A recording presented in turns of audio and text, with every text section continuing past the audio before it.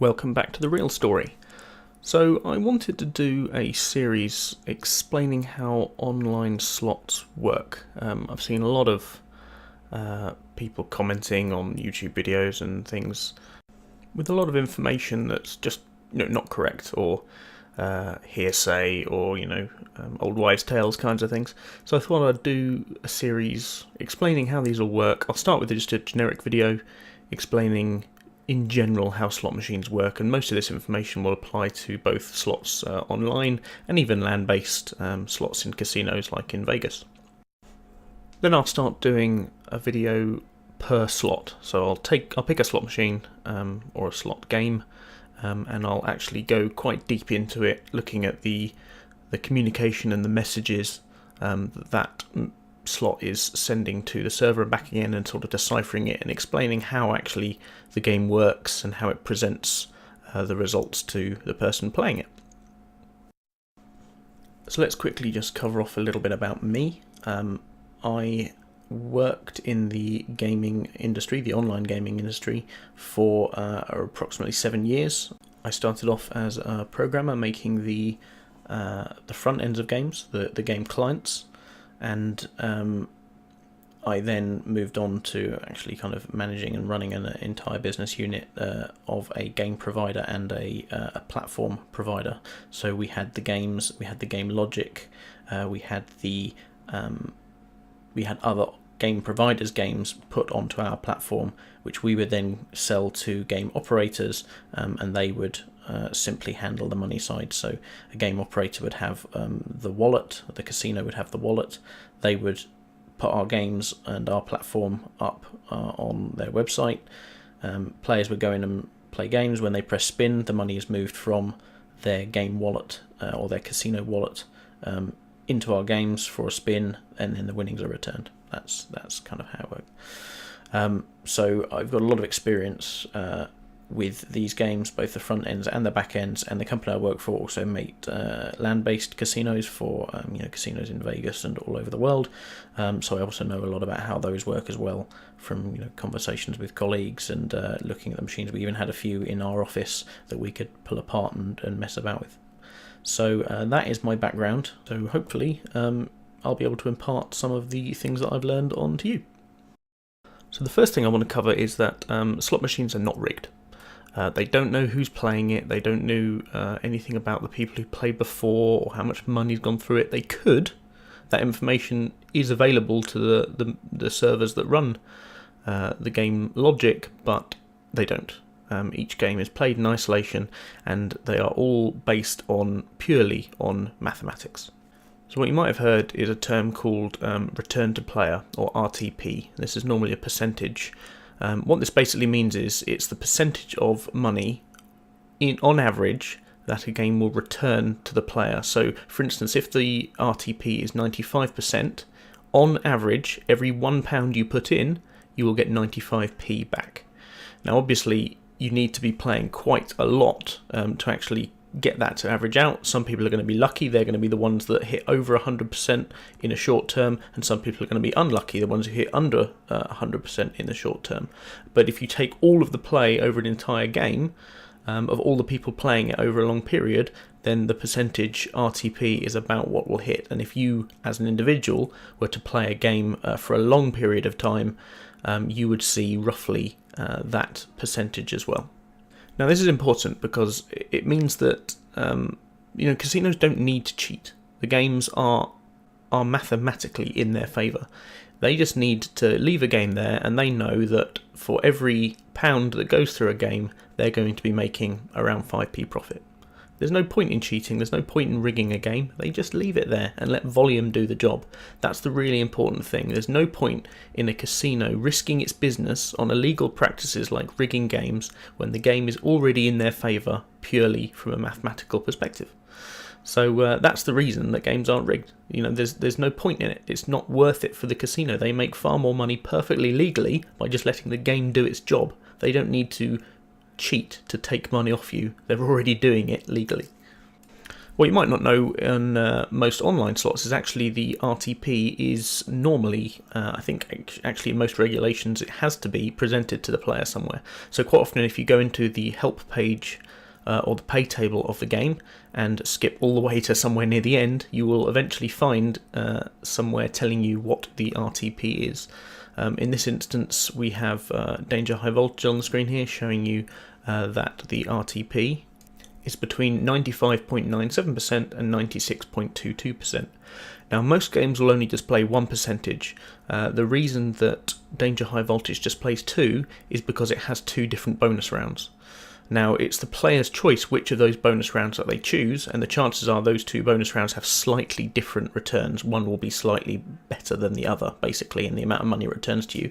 So if you were to always pick the worst one, then your return would be 95.97%, and if you were to always pick the best one, then your return would be 96.22%. And if you have a mixture of the two, when you play, then your return is going to be somewhere between those 2 percentages. So that's why there's a range on there, not just a single percentage. Now, another thing that quite a lot of people might not know is that the casinos don't own the games, or they rarely own the games. Normally a casino or an operator will buy in the games off various game providers. So a lot of you might know the big ones like NetEnt and Big Time Gaming, Next Generation Gaming, etc. So what the casino does is they make contracts with these game providers, and those game providers put their games onto the operator's website or the casino's website. Now, this is important because the casino actually has no access to the logic of the game. They don't know how a game works. They can't change it either, because most of that logic, or all of that logic, in fact, is stored on a system owned by the game operator, not by the casino. So if a casino actually wanted to try and cheat on games, they would have to get the game operator involved as well, and get them to start changing things. So it's very difficult for a casino to actually do anything when it comes to a game. They're reliant on what the game operator provides them. The only choice they really have is the games that they buy and the RTP of the game that they buy. So quite often game providers will produce 3 or 4 versions of a game with different RTPs. Sometimes it's as low as 92%, sometimes it's as high as 97%. And this is because some casinos like lower RTPs and some casinos like higher ones, or they offer higher RTPs to their VIP players and lower RTPs to the non-VIP players, things like that. So you can get different RTP versions of the same game, but it will be displayed in the help text which one you're playing, and quite often, like I say, they're around 95%. So let's talk about how the slot machines actually work when they're on an operator's website. So there's 2 concepts here. First, there is the client. The client is you, or more specifically your device that you're playing on, your phone or your PC. That is the graphical side of the game. It's the bit that's actually showing you what's happened. It's showing you the reels, it's showing you all of the glitz and the glamour and the noise and the sounds, but it doesn't actually have any idea what's going on. It's dumb. It doesn't contain any of the game logic, it doesn't make any of the decisions, it doesn't really have any idea of anything other than what it is told by the game logic, which comes from the server. And the server is the important bit. It's the brains. It's where all of the information is. And the way that a game will work is that when you go in to play it, you will choose a particular stake and then you'll press the spin button.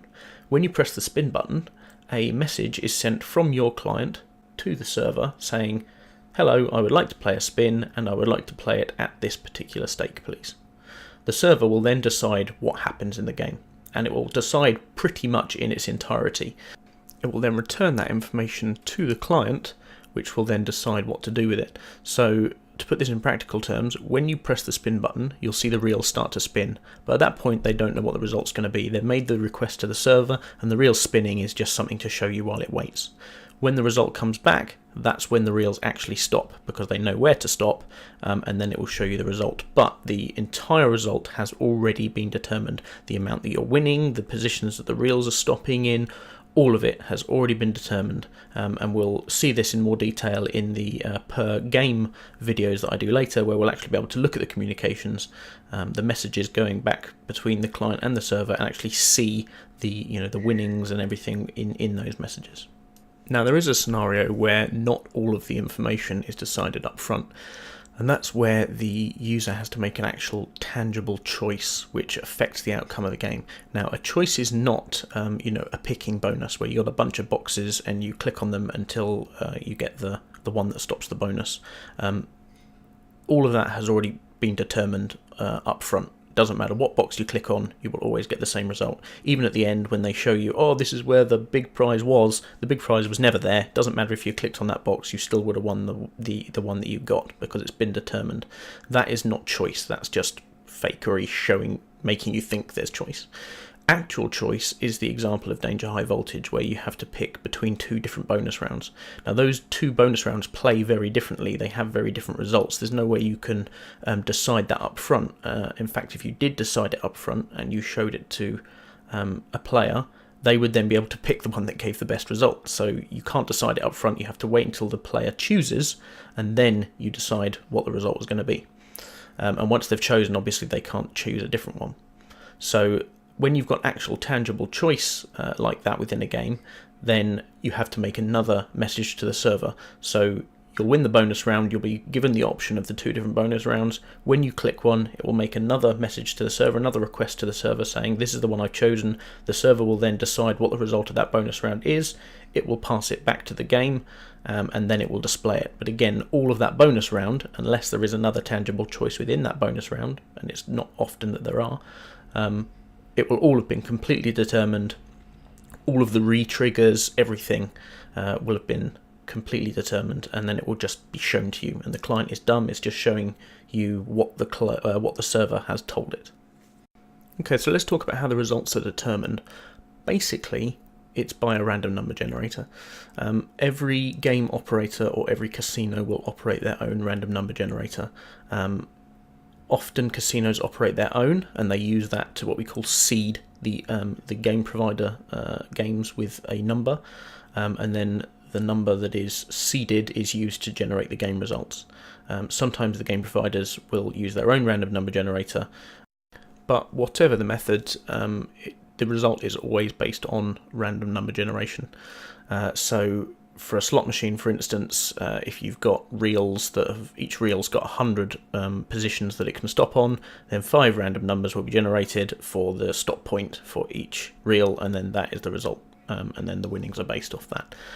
There's no fakery, there's no rigging. It's just a random number, and they use that to generate everything. Now, the way this works out from a mathematical perspective is that each of the reels on a slot will have 100 or 200 or more symbols on it, and they're very carefully thought out in terms of the number of times a particular symbol appears. So the less a symbol pays, the more often it will appear. The more a symbol pays, the less often it will appear. So probability then becomes a factor of how often the high symbols will appear, and then their position is also important. Depending on whether you've got stacked ones or whether there's going to be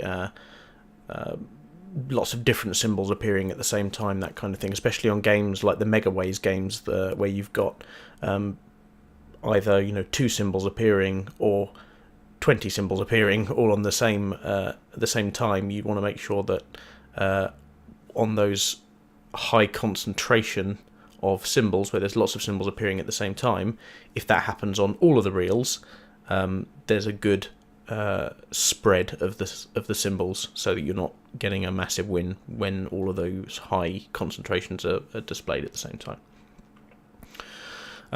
But then it just all comes down to probability. So there's more of the low-paying symbols, so they're more likely to land. And then when you've got very high numbers of symbols on each reels, you've got lots of different stops that can be made. You can basically run the maths using pretty standard statistical mathematics. The game providers will generally, they'll have worked out all the maths, so they'll have a maths document that goes along with their game that explains how all of the probabilities work, how the reel sets work, how the bonuses can combine to create the mathematical model, and that will come out to the RTP percentage. What would then happen in the company that I worked for is once the game was then built, so my company would build the game logic, and the game provider would provide us the maths that underpinned that game logic. We would then simulate it. So we would run tens of millions of spins through a simulator and see if the output of those tens of millions of spins was actually the theoretical return to player that the game provider had said. And this was just a very practical way of proving that they'd done the maths right. They hadn't always. It doesn't always go right. That's why you get the double check. But once you've proven it with tens of millions of spins that it's definitely coming out to 95, 96%, whatever they've said it will be, then you can be fairly safe that the game is doing what it's supposed to do. It's going to pay back what it's supposed to, and then it's ready to be put on the shelf. So that's basically how slot machines work. This will make more sense once I go into the detail of each game, but for the end of this video I just wanted to bust a few myths. So the first one is that there is no concept of how much a person before you has played. This is true of a land-based slot machine or a web-based slot machine. If you're in a casino in Vegas and somebody has sat down on a machine and they play a bunch of money and then you go and sit down on it, you are not more likely to win. Those games work in exactly the same way as online casino games. They're talking to a server, unless they're a very old mechanical slot machine, they're talking to a server just like the online ones are, and all the results are being predetermined. There is no difference. So it makes no difference how many times a person before you or after you, or how many times you indeed have spun. Every spin is entirely on its own, based on the random number generation that I spoke about before. Myth number 2, when you spin on a slot machine, quite often you can stop the reels, so that's to speed up play.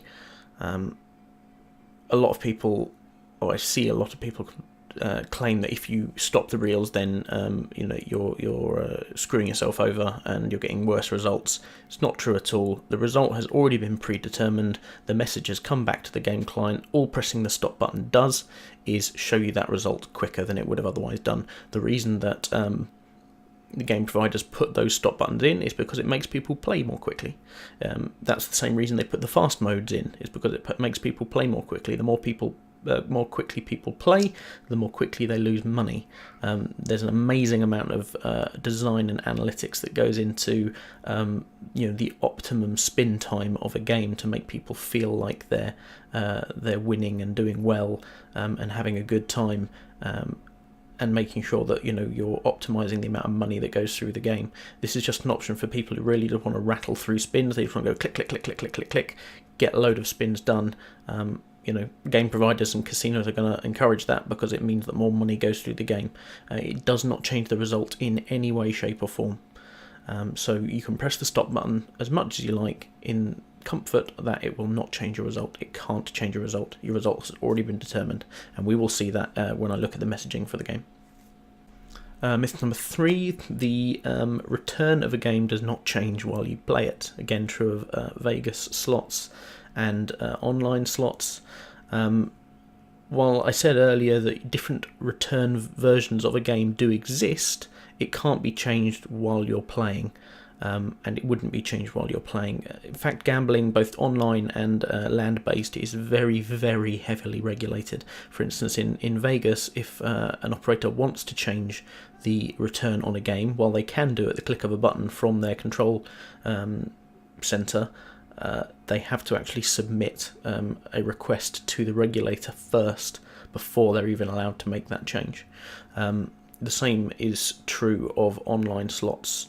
I don't know they have to submit requests, but the games are, when you add a new game to your website, it is audited by a regulator at a particular percentage that you submitted it at. So if it was then found afterwards that you were running a different percentage game, you would be subject to being shut down, heavy fines, etc., etc. So pretty much every jurisdiction nowadays is regulated very, very heavily. The UK has its own regulating authority. Then there's Alderney and Malta, who are quite big ones, and every game sits under one of these regulations, and more are coming into force now as well.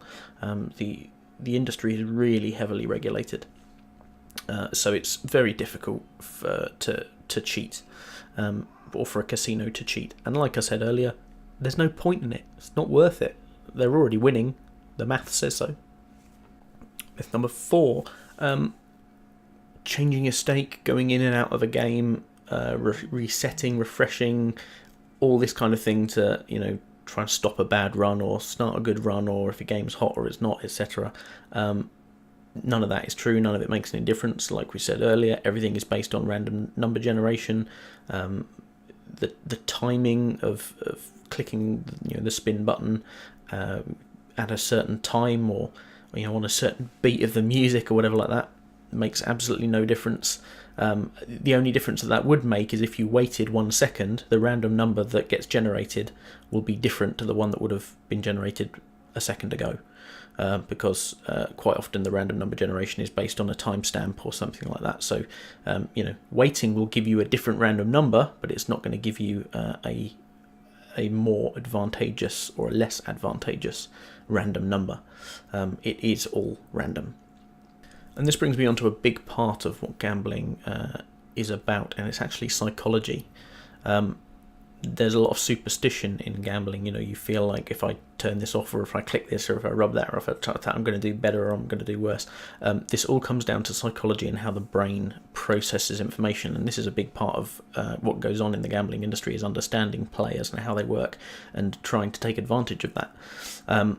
So the way the brain works is it filters out losses and it remembers winnings. So quite often you'll think you're winning when you're not, because your brain is just trying to shut out the things that were bad, the things that have made you lose.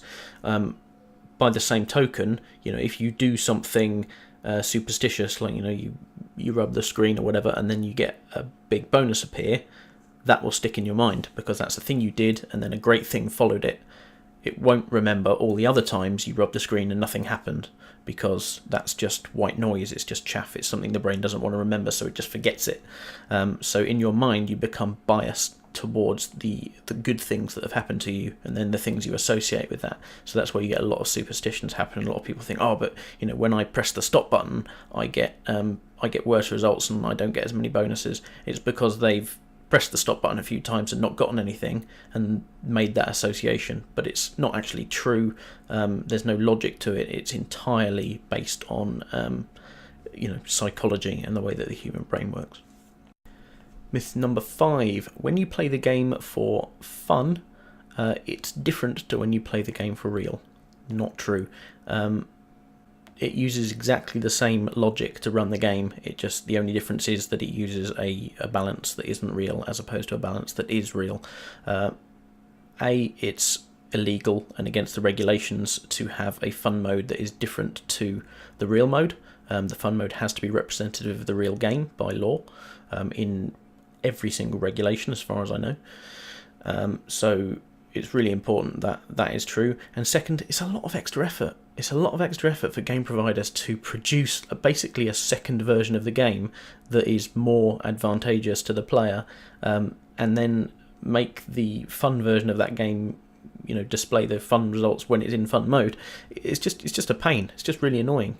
It's not worth their time and effort, because rather than produce the same game twice, it's actually just easier to make sure your game is good in the first place, get that up on a casino making money, and then go and work on a new game, because the gambling industry runs on a lot of turnover of games. Games really only are hot and make a lot of money for 2 to 4 weeks. Then often they get lost in the huge array of games that casinos have on their websites nowadays. And if they're not on the recommended tab or the new tab, then often they're not getting played a lot anyway. So it's really not worth putting loads of extra effort into a game to try and make that game very slightly more profitable. It's going to be profitable anyway. We've been through this. The math says so. Get your game up, get it running, get your best 2 to 4 weeks, and then have spent that 2 to 4 weeks making your next game, which is going to go up and do the same thing. That's how the game providers work. That's how they make their money. That's why you see a lot of new games coming around a lot of the time, because they rely on the new games to get the bigger traffic. There are obviously some games that get played a lot. They're very popular. The BTG ones I see get played a lot. Bonanza and things like that, because they've got a bit of kind of cult following. But for the most part, especially with the smaller gaming operators, the games are really only popular for 2 to 4 weeks and then they're gone, which is quite sad. But that is the way it works. So there's no point in putting loads of extra effort into making the fun mode of your game different to the main mode of your game, because it doesn't really do anything, and it's illegal. Okay, so I think that's everything. Please do comment if you found this information useful. Please subscribe. Please like the video. If you've got any myths or questions that you would like me to comment on, or myth to bust, then again comment them below, and I'll happily pick up on them. And if you've got any particular games you would like me to look at as well, then let me know, and I will also try and do a video on those at some point in the future. Until then, thank you for listening. I hope that you found this informative and useful, and I will see you next time.